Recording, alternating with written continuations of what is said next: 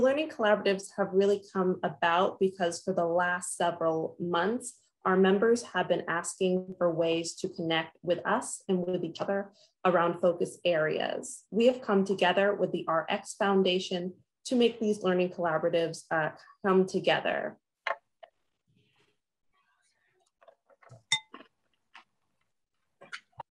So some of the big learning collaboratives. The learning collaboratives are really meant for CHWs to come together around focus issues or identities that are important to them. These groups were chosen by our membership through a poll, and we want this to be a space where folks can tell us what their capacity building needs are, as well as help us integrate your voices into our priorities. NACHW exists for our members. So we want to make sure we're always representing you all in a way that feels authentic. Right now, we think these groups are going to meet about quarterly. And this is just the kickoff or just getting started. And again, these groups are for our members, by our members. As we go forward, we want as much as possible for you guys to be setting the goals and agenda. So these are initial learning collaboratives, one on mental health, one on immigrants and refugees, one for promotoras, one for CHW organizational leaders, and one for community health representatives. The ideas of these groups are that the folks that are going to be attending, you all in attendance today, you either have first-person experience with that group or you work and support as a CHW, those folks in that group. So it's meant to be learning from peers, not necessarily learning from the topic as a beginner. The only group that's going to be entirely in Spanish today is the Promotora group. But later on, we are very open to adding more groups and in other languages as folks have feedback. And now I'm going to hand it over to our Executive Director, Denise Smith, to talk a little bit about the CHW Leadership and Capacity Project. So good afternoon, everyone. I bring you greetings from Hartford, Connecticut. My name is Denise Octavia Smith, and I'm a community health worker. And in November 2019, I became the founding ED of the National Association of CHWs. Aurora, if you would indulge me, if you could just stop sharing for just a moment. I wanted to be able to see folks' faces and just say hello. I know that there are members old and new. So I'm scrolling through so that I can see each and every one of you. Thank you so much, first of all, I see Carrie waving to me. I see lots of folks waving and just saying hello. Thank you so much for taking time out. I see Sarah, Lawrence. It means a great deal. And in this virtual space, I want to extend my presence. I want you to know how happy we are to be with you today. I see Lynette joining us. Some folks are in their cars. Folks are joining in many different environments. We know that your time is precious. And as Aurora said, this is designed for you. And while this is the kickoff session, we know that there are many things that are urgent in your mind and heart. And we're going to try and make sure that NACHW is responsive to the needs of you as an individual CHW member, a promotora, a peer, an outreach worker, an auntie, a community health representative. We know that you are bringing your whole self to this space. You're leaders of organizations, of initiatives, of campaigns, of advocacy. And we know that your voice is vital for NACHW to be what it was designed to be. We were founded in April 2019 to unite our profession across ethnicity, across geography, across language, across sector, and across experience. This is a massive undertaking, but we do believe that we are stronger together to create our national professional identity, to advance policies that respect us, that protect us, that authentically partner with us, and to strengthen our community-based organizations so that our communities can thrive. Just a few things I want to point out, and then I'll turn this back to Aurora, and I want to thank her and my entire team for their presence here. Number one, if you're a new member, welcome.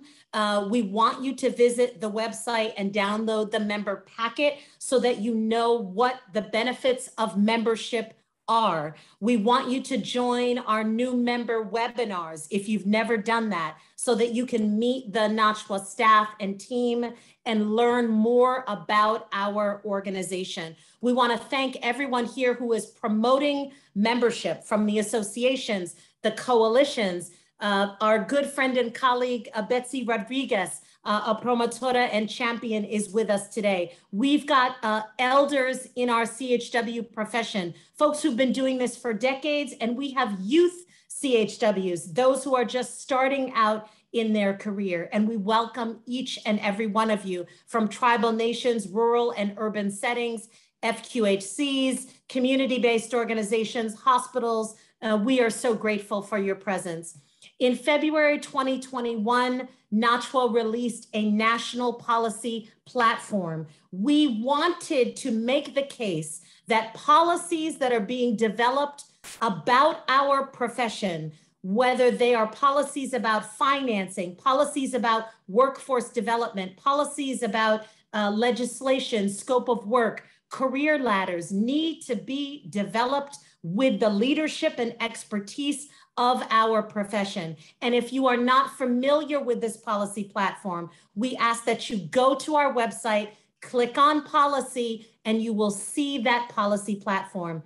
Coming up in early 2022, we will be revisiting that document because we need more of your input so that we can advance policies in this moment of COVID-19, of CARES Act and American Rescue Plan funding and implementation to pivot towards sustainability for us and by us. And so with that, I just want to again say thank you so much for joining us. We're excited to launch these learning collaboratives. Aurora, thank you for indulging me, and please bring up the slide. So a moment ago, Aurora talked about our first funder, the RX Foundation, who has come alongside NACHW to fund these learning collaboratives. I also want to talk to you about another program which has presented some national webinars, but you may not be familiar with. This is our CHW Leadership and Capacity Building Project. This is funded by Johnson & Johnson, and in January of this year, we launched this project. The first goal of the project was to create a national survey. Many of you may have received and completed that national survey. It was incredibly long, 51 questions that asked you about your roles, your identity, the way that you are seen and acting in your place of employment or volunteer or in your coalition or association, the type of training that you would like to receive, the way in which you would like NACHW to advocate for our professional identity. If you completed that survey, thank you so much. Some of the leaders that I'm going to introduce to you in a moment took part in designing that survey. That survey was designed with all CHWs, promotoras, community health representatives. So it was an all CHW developed bit of research, and we're going to use the results from that 51 question survey to begin our national advocacy so that we can eliminate some of the barriers to our profession in terms of certification, workforce training, or career advancement. So look to see some of that data to be shared nationally in the new year.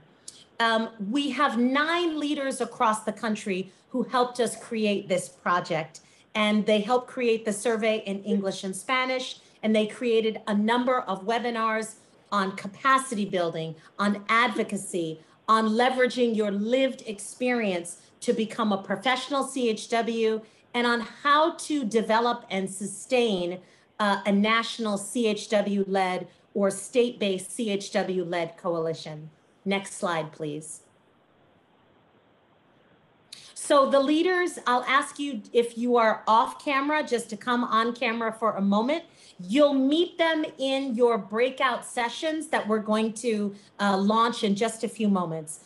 But the leaders who are with us today include Danina Battle from Georgia. They include Lucy Wynn from Texas. They include Nikki St. Germain from New Jersey. They include Lucia Colindres from New York. And I believe Rosa Perez is also with us from California.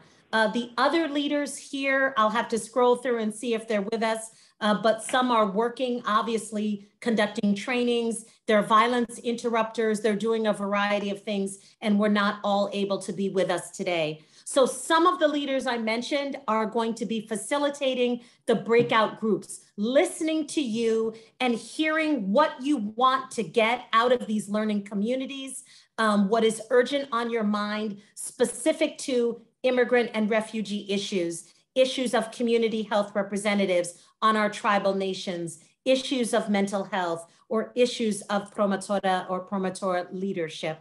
Next slide, please. So with that, I'll turn this back to Aurora. And again, I want to thank you for giving of your time and your expertise today.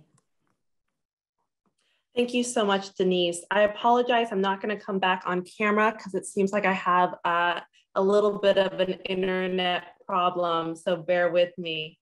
Before we get into those breakout groups, I want to mention briefly just some group norms that we want to bring into these conversations. We want to remember to listen with empathy and bring a learning mindset, to make space for others and take space for yourself. Embrace a safe space, that what is said here stays here, but what is learned here leaves here. Be cognizant of the power and privileges in each group. Bring your whole self. Interruptions, people don't know if they're muted or unmuted, and that's all fine. And basically what's going to happen in these breakout groups for today, we're going to ask people to introduce themselves, get to know each other, and then our facilitators are going to bring us through a series of questions. Now, we know these are a lot of questions. We don't intend for you to get to them all. And we also know that there may be other pressing questions that come up. All of that is fine, and we will see where the day takes us.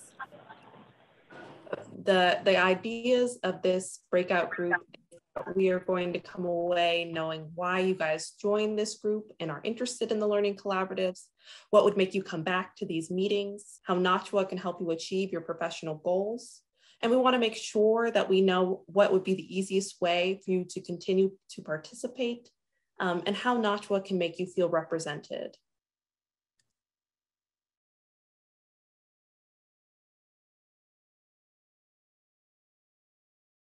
And it really leads perfectly into just what I want to spend our last few minutes on. I know you're interested in multiple groups. So I just wanted to give folks a few minutes to share out what they did talk about in their groups. Denise, you can let me know if there's anything else you'd like me to add. I said for the CHR group, we talked about the social determinants of health, eligibility barriers for community members, housing and food insecurity, and how to support CHWs and CHRs during this time. I'm going to turn my camera off because I think I'm having a little bit of an internet issue. But would one of the other facilitators volunteer to share a little bit what they talked about in their groups?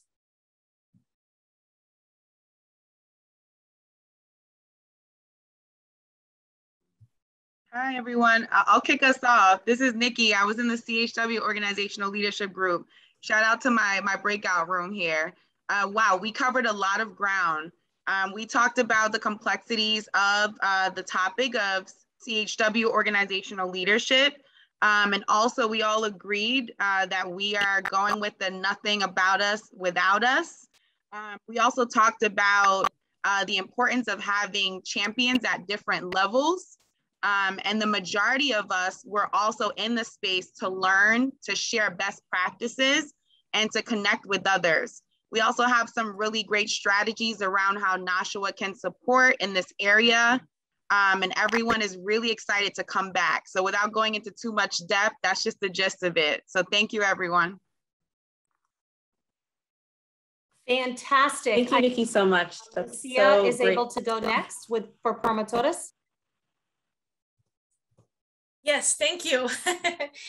So we had a wonderful discussion in Spanish, which is one of the things that was brought up during the conversation, the fact that we're able to talk about promotores de salud, not issues, but, you know, things that brings us together that we have in common, such as the, you know, Spanish language. The other piece is we talked about the engagement of the association and how that, you know, the association can support some of the pieces around continuation of training or training, networking opportunities, and so on. So the group was extremely diverse.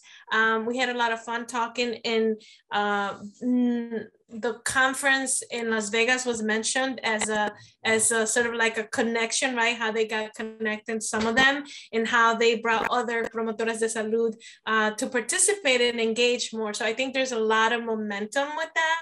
And moving forward, I think the group would like to see more of these happen in Spanish. So that was one of the takeaways from the group. Thank you so much, Lucia. Lucy, yes, please go ahead and share. Hi, everyone. I was with the Immigrant and Refugees group. Shout out to my group. We were a small but really mighty and amazing conversation. For our group, we served a lot of different diverse immigrant and refugee communities. And so knowing that we're working with people with very different lived experiences and backgrounds that might not be the same as ours, we wanted to have a space where we could connect about resources for these different immigrant and refugee communities. How can we ensure that as CHWs, we're providing culturally affirming care to these different and diverse community members. And so having a space where we can connect regarding resources, regarding educational materials, regarding language materials, but also for us to be able to together share best practices from our different states that we live in, and even our mistakes that we've made, so we can learn from each other and stay connected in that way. So for us, we were wanting to be able to to work in a culturally affirming way with all the different groups that we might be serving in our capacity.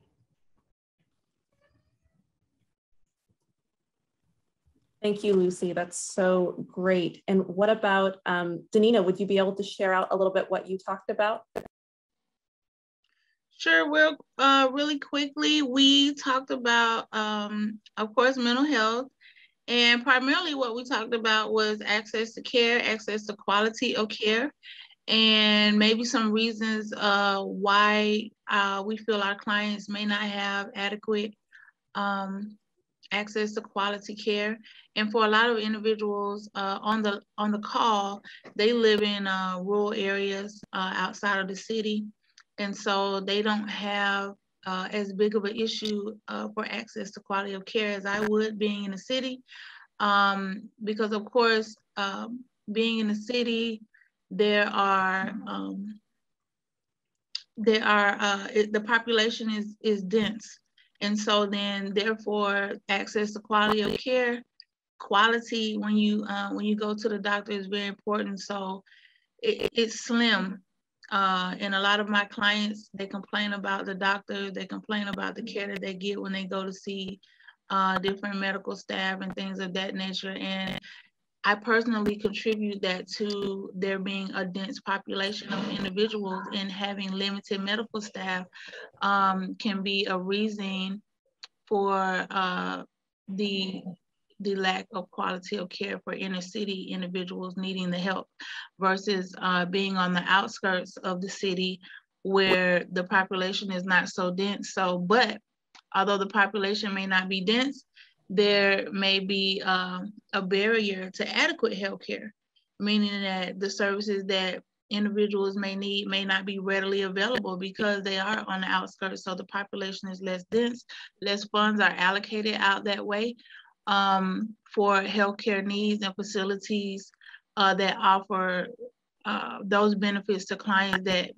need them, that may not have financial ability to pay or no insurance. So that was one thing that we talked about. We also talked about the importance of mental health in the work that we do, and how we interact with our clients that come to us with mental health issues. How are we recognizing that they have mental health issues, and are we sometimes finding ourselves becoming a counselor for them? Some of our clients don't like to they get comfortable with us. So we have to learn how to put boundaries in place, so that we can be able to talk to them and be able to redirect them to individuals that can better provide the services that they need for mental health. And so we just went over different ways that we can better serve our clients with their mental health needs from that standpoint. Thank you, Denise, so much. You're welcome. Okay, so now we are on to our closing. Right now, I'm going to ask everyone to just hold the date of January 20th for our next Learning Collaborative. And also, we are going to be looking for new facilitators for the coming year. I will send this link out to an interest form for anyone who's interested in becoming a facilitator. That would mostly involve leading the discussion like our leaders did today, and then having a sort of follow-up meetings, debrief meetings with our team. And this position will also have a stipend attached to it. I also want to give a shout out to our new Learning Collaborative Slack page. I will also send an invitation out to that, but that's just another way for you guys to stay connected to us and to each other, to do some of that resource sharing that you folks are interested in. I will send both these slides and all these links out to everyone who registered. Does anyone have any final questions, comments, concerns that they'd like to share before we adjourn for the day? I do have something I wanted to add that I didn't add during my my little spiel. One thing that the individuals that were on my call mentioned that they would like to see, how they would like to see NACHW help them in their career and professional development in the future, is from a mental health standpoint. One of my attendees, I'm sorry.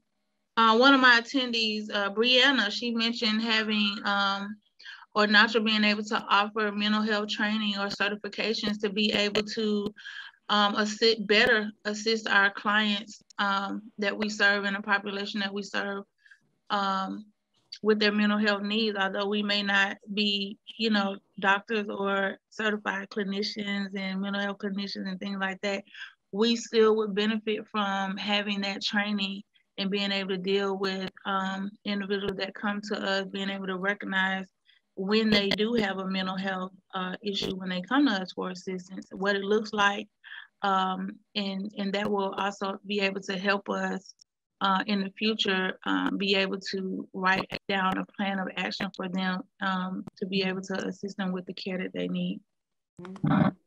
That's fantastic, Danina. Let me ask really quickly, because as you all will get to know, I am a right now person. So the first thing I want you to do is throw a yes into the chat if you would like a mental health first aid or some sort of training. We can get the specifics on what the training would include. I can tell you that training would be free. NACHW would pay for it. But if you are interested, yes, I'd love a mental health training, something that you could take, something that you could share with other CHWs. Okay, now you may be an organization that trains, okay? This is about sharing as well, right? Allowing your organizations to lead. If you know someone, if your organization does this sort of training, it could be culturally specific, it could be for Spanish speaking only, it could be trauma informed. If you do that, I also want you to put that in the chat. Reach out to me. Here's my name. Here's my email. Here's my contact. We want to use the resources that we have from the RX Foundation to fund this type of work, to contract with your organizations to provide this type of training. And we're going to be asking for these types of things when we think about advocacy work, when we think about mental health trainings, when we think about continuing education, right? There may be other things that you can share, that you can bring to this community. It could be specific to your collaborative, or it might be across all of the collaboratives. So I see that chat blowing up, and I thank you in advance. We'll pull that information and we will follow up with you. Aurora, how else do you want to round out the session? This is great. Are there other things folks want to share with us while we are all together before we adjourn? Yes, I would just like to say, I put it in the chat, but NACHW has a webpage that lists our state CHW networks, and we also list our training and certification programs, and I put it in the chat. If yours is not on there, because we have so many new members and associations keep popping up, which is a great thing, please take a look at the webpage, and if yours is not there, let us know. Just shoot us an email at info@nachwa.org. and we can be sure to add yours to the list. Yes, this is hugely important because we get requests all of the time from employers, from funders, from state, county health departments, from hospitals, and they say, how do we find CHWs? We have job opportunities. How do we recruit? We want someone to train CHWs. Who does a training? NACHW wants to send all of those referrals back to you at the local level or at the state level. We do not do certification trainings.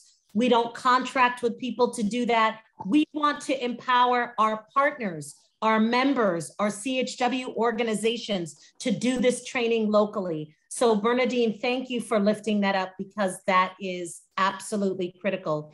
So Betsy Rodriguez, a dear friend, mentor, has her hand up. And so I'm gonna ask her to come off mute.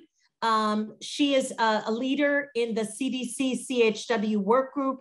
She is a diabetes educator and champion and a promotora. And while she's coming forward, if you could please throw into the chat, we don't have a real formal evaluation. If you liked the session, if you're glad that you came, if this is what you hoped for, if you learned something new, please continue to communicate. If you've got to leave quickly, just throw something into the chat so that we know it was meaningful for you to participate today. And Betsy, please come off mute and let us know.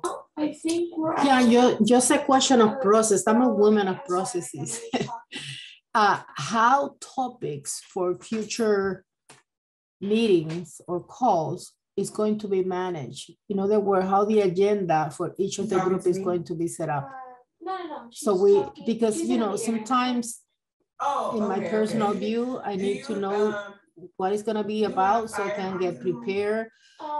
Every time that I had a call, I have my 5 minutes of glory when I can, see what I am going to be doing here, what I'm getting out of this, what I have to contribute. So, and I summarize that in what I have in my head, what I have to give and receive, and what I treasure here in my heart. And in order to do those 3 things, I need to know what is going to happen. Thank you, Betsy. I'll let Aurora finish, but I'll just start to say this was the first kickoff session. So it was absolutely a brainstorm. We wanted to know what would happen when CHWs from and representing immigrant and refugee communities, when they came together, what they would want to talk about, because NACHW has never done this before. We're going to take all of the notes from all of the collaborative meetings, and we're going to start to communicate with these collaborative groups to develop the agenda. So the agenda will still be developed by the collaboratives, but you'll know in advance as we meet quarterly or as people want to meet every other month. Those agenda items will be endorsed by the collaborative members, and you'll also know in advance. So I hope that helps. Aurora, what did I miss? I think that is everything. I know some people are asking about access to recordings and things like that. Unfortunately, we're not able to record the breakout sessions. And we also want to make sure that is sort of a safe space for folks to be able to sort of speak their mind. So we're not going to be sharing the breakout rooms. We can share, I will share out the slides with those sort of speak out notes that folks can see. And as we move forward, we'll probably address this at the next meeting, but we'll see if folks want to have this meeting where we're all together, if folks want to have separate times so they can join different collaboratives. Those are things we're all going to work out in time to make sure these meetings work as well for everyone as they possibly can. And I think that is it. Thank you for that answer that you gave to Betsy, Denise. I think it's and one last thing that I want to say is that as a Latina, I am very grateful to the fact that in the arena of inclusion, the PowerPoint were in English and in Spanish, and that you have that available. I'm going back to my work saying, shame on you. We have all this money, we're federal, we're not doing this. But I was on the NACHW meeting and they were having the slides in English and in Spanish. So thank you very much. Thank you, Betsy. I second that. I second that. Thank you. Thank you, Lucia. Thank you, Rosa. I see you. Thank you so much for chatting. Berenice, I see you. Thank you so much. I would love to just say hello to each and every one of you. I want to thank Carmen for jumping in and out of all of the sessions and taking care and filling in the gap. We're so grateful to have you again, as we did during Unity. Thanks to all of the facilitators. Oh my goodness, you're such a blessing. To Danina, Lucia, Lucy, Nikki, Aurora. Let's everybody clap it up for Aurora, who birthed this idea and brought it to fruition. This is just the beginning, just the beginning. So the things that you have come for, the things that you have expressed, I want you to know with your help, we will address them, not on our own and not forcing them on you, but with your collaboration and your partnership. We are excited for you to transform NACHW and make it better. So thank you so very much. Aurora, thank you.